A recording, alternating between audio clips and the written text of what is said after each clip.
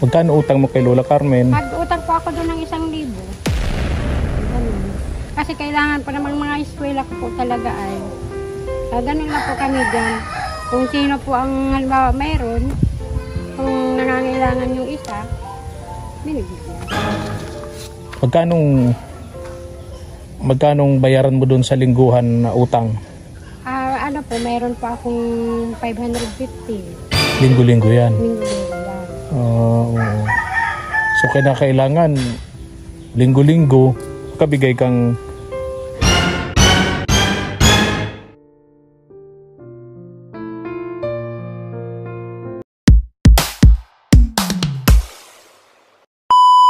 subscribe to my channel.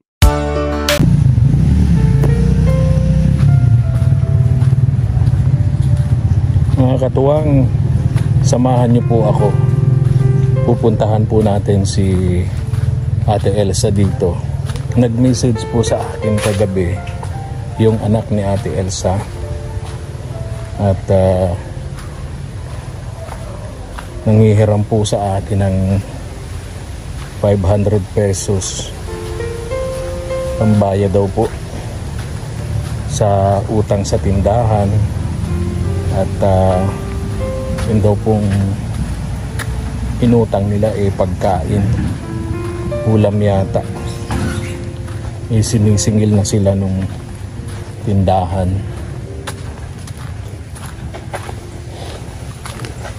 Si Ate Elsa daw ngayon balik sa dating gawain. Kaya good morning. Pagka umaga naghahanap ng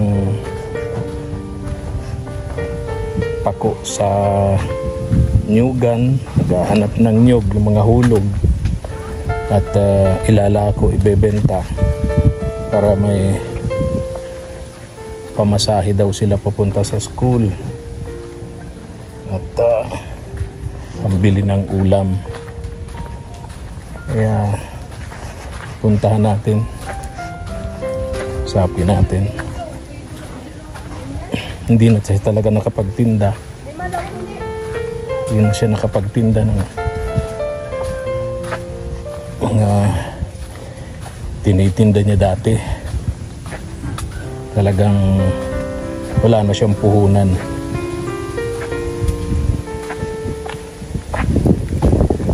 Meron din kaming tatanong sa kanya. Nalulungkot kami rito kasi si Ate Elsa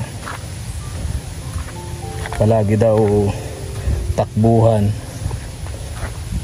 para mangutang kay Lola Carmen. Mga katuwang, ang nagbulong po nito sa atin yung isang bata doon sa chapel ni Pastora Brenda.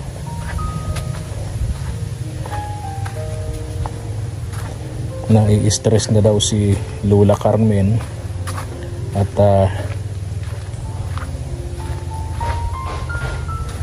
maya't maya nanghihiram dito si Ate Elsa, lalo kapag bayaran daw sa pinagkakautangan nito. Linggo-linggo may bayaran. Yun yatang bayaran na yun, mga katuwang, yung nagpapautang, linggo-linggo ang paniningil.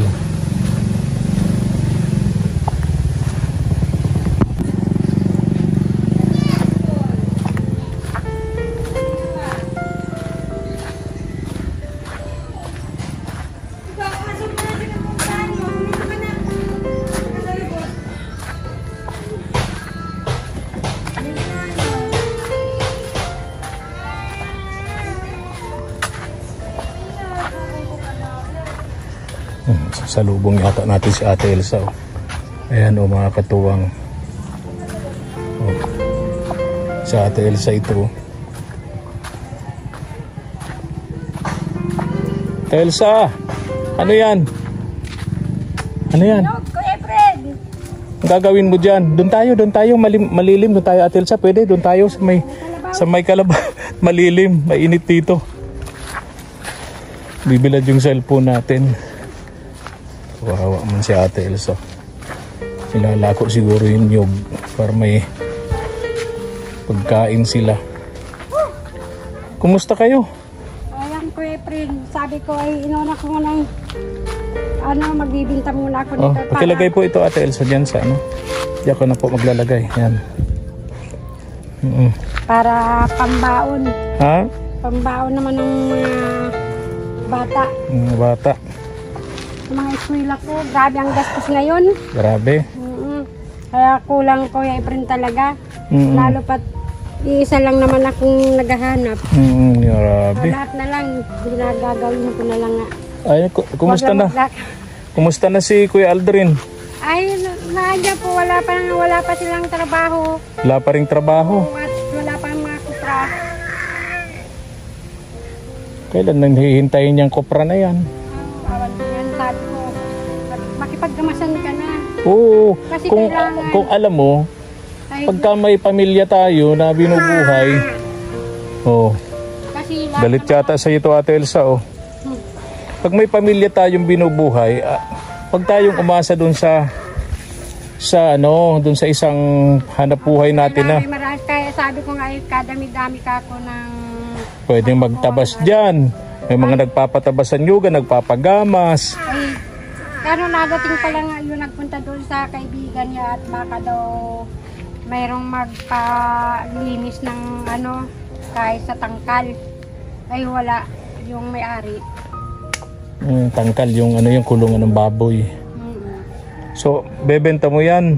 Bibinta ko ito para po may pambaon sigara, kulang pa nga yun. Napulot mo, inakyat mo sa puno. Ay, napulot yan, Kuya. Oo, kasi pag inakyat mo yan, hindi ka, kakasuhan ka ng may-ari niyan. Bawal yun. So, hulog lang yan. Po, bawa yung nakapagkawit na, at pagkatapos ay yung mga lipas na hindi niya napulot. Magkano ang isang ganyan, Ate Elsa? ay naabot na po ito ng 15 ang isa. 15. Oo. So magkano yan? 5? 30. 75. Hindi po, 65. 65. 30.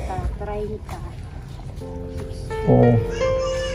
Pang-allowance ng mga anak mo. Ay, kulang nga ko eh. Sabi ko ay, yun nga binigay mo nung ni Ma'am Nancy nung isang hindi ko na po ginalaw yun. At para na po yung kay Jaira. Kasi po So doon lang napunta lahat kay Jaira yun? Mauditi po kaya siya. Ay, yung baon niya nagluto sila. Oo. Ay, kailangan nila ng paano sila mamarkahan. May bigas naman kayo, Isa po.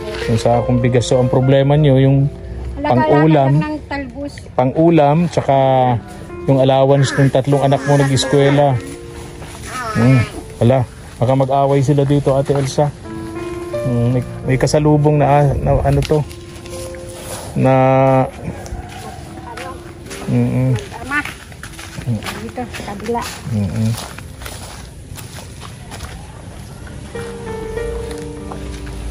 Mahirap. So, ang hirap ng kalagayan ngayon ni Ate Elsa. Ay, sabi ko nga yung yung pagtinda ko yung nang pinagkapitalan. Oo. Ay, sabi ko yun, maanan sana yun kung hindi ako nagbili ng mga gamit. Nabawasan naman ako. Okay. So, ganun. Ate Elsa. Dito. Maulan. Mabutin tayo ng ulan. Dito tayo sa timbahan. Kay Chapel. Kay Pastora Brenda. Doon mo ilalako yan. Ay, tara. Baka abutin tayo nan. Pakipit-bit mo na yan. Doon na tayo. Habang lalakad tayo, nag-uusap tayo. Ayan, tara. Doon mo yan ibebenta? Yung sa labasan. Sa labasan. 65 pesos din yan,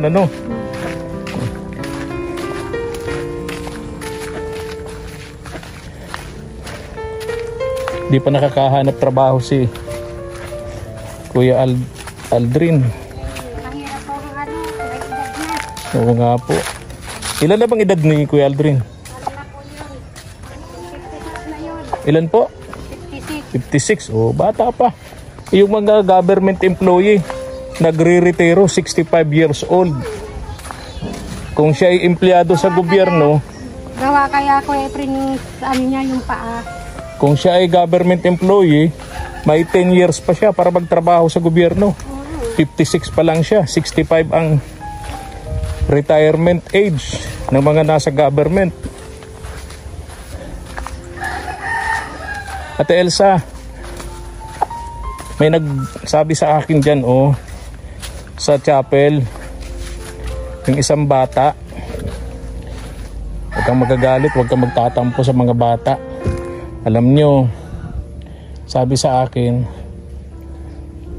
naawa daw sila kay Lola Carmen. Kasi, lagi daw takbuhan mo dun si Lola Carmen para mangutang kay Lola Carmen. Si Lola Carmen daw nag-iipon naman para ipambili ng gamit niya para sa paglipat niya dun sa bahay niya. Totoo ba yun Ay, ano lang po kami dyan, hiriraman lang po kami. Hindi lang naman po ako. Kasi ganun lang, tapos balik ako. Hindi pwede yung halimbawa, hiram ka, yung matatagalan. Pag may pera, pag wala pong perang talagang sigurado mabayad, di naman pwede maghiram. Magkano utang mo kay Lola Carmen? Pag-utang po ako doon ng 1,000. Ganun. Kasi kailangan pa naman mga eskwela ko po talaga ay ganun lang po kami dyan. Kung sino po ang halimbawa mayroon, kung nangangailangan yung isa, binigyan ko. Ngayon lang, kay Lola kami sa tindahan, pag may mga nung nasa tindahan po, pag wala siyang ay sige lang. Ganun lang kami. Kala ko kung anong sasabihin sa akin nung bata. Kuya, pagbibigyan mo po niya ng pera si Lola Carmen, wag mo po niyang iba-vlog. At pag nakikita niya ni Ate Elsa, hinihiram yung pera ni Lola, kakaawa naman po niya si Lola. Sabi ko, ganun ba? Ay ano po yun, pag naghiram ka po, naghiram ako ngayon, mamaya balik. Okay naman pala. Okay kailangan naman pala. naman yung matanda. Okay naman. Pag hanggang 2 araw, 3, dapat ibalik. Kasi di naman ako nahiram. May ano ka ba? May utangan ka ba na linggo-linggo ang bayad? Ay ano po yun, wala naman akong ng linggong utang. Bali, ako lang po yung sa ganong utangan. Magkanong bayaran mo doon sa lingguhan na utang? Mayroon pa akong 550. Linggo-linggo yan? Linggo-linggo yan. So kailangan linggo-linggo kabigay kang bayad, 550. Hati-hati kami doon. Okay. Saan mo ginamit yung utang na yun? Ay, ginamit ko po yun, yung utang ko ay, yung ginamit sa sa asawa ko. Papagamot? Kasi Okay. kailangan naman. Ay, saan baga pa ako makuha ng ganun. Ay, kailangan maghanap po ako. So yun pala yun na Ate Elsa, no? Ay, di sige. Kagabi nag-message sa akin si Aki mo po, yung anak mo, si Jaira. At walang-wala nga daw po siyang Hindi nga po yung nagpasok at nung Lunes po. Sabi walang-wala ka nga raw pong pera. Pagka umaga daw po naglahanap ka Ate Elsa ng niyog at pako para may pang-almusal kayo, may pang-ulam. Kaya sabi niya, Kuya Efren, baka pwedeng makahiram ng 500 pesos. At pag nagkapera daw siya, sabi nung bata. Ay, po kasi yun, pag binibigyan ko pa yun ng alawan, naipon po yun. Naipon. Tapos, halimbawa, pag pababayaran sa akin, mama, yung ipon ko. At kasi yun, hindi na kumahin sa iyo, kailangan ibalik mo din yun. Kaya po, ang ginagawa ko, binabalik ko din yung Kuya Efren kasi hindi bali nang wala akong tira, basta siya meron. Kaya pumunta ako dito. Sabi ko, kawawa naman itong mag-inang ito. Paglakas loob yung bata, si Jaira, para mag-message sa akin. Kaya papunta ako sa iyo doon. O, pambihira. Ito, Ate Elsa, pakibigay ito kay Jaira. Pambihira ko, friend, nag-ano na yung bata. Nag-dumiskarte na. Andiyan ba si Jaira sa bahay nyo? Andyan po. So, hindi nakapasok? Kasi po nung Lunes, grabe po yung ano nila, yung ano sa school, tapos sabi nga niya, sa hospital ako naka-assign. 10 araw kami. Nag-OJT siya? OJT na po, tapos mapatay pa sila ng uniform. Okay. So kaya napilitan na sa aking dumiskarte ng 500 pesos.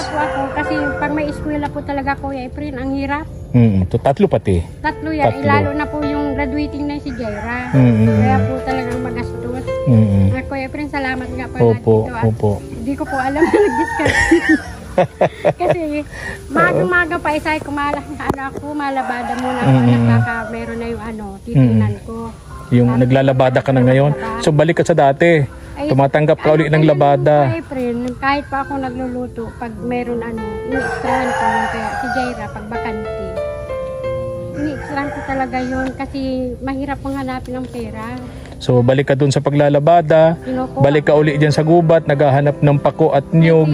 Sabi ko, maraming source naman na pwede pagkapirahan. Pero alam mo kung si Kuya Aldrin, hindi siya wala pa yung trabaho niya, ba't hindi niya gawin itong ginagawa mo na naghahanap ng pako, naghahanap ng gulay dyan sa gubat, ng niyog, ng mga hulog-hulog, bebenta niya. Yung sugat daw niya. Ako, wala nang katapusan yung Ay, di na sabi na niya sa akin, ito na yata ang sa mga kamatayan. Alam mo, sabi ko, alam mo, Ate Elsa, lahat ng bagay, pag ginusto, maraming paraan pag ayaw, marami ding dahilan Ganyan ang gawa ko, Kuya Efren, kapag ako, sige, kung na lang, na pwedeng pag-anuhan.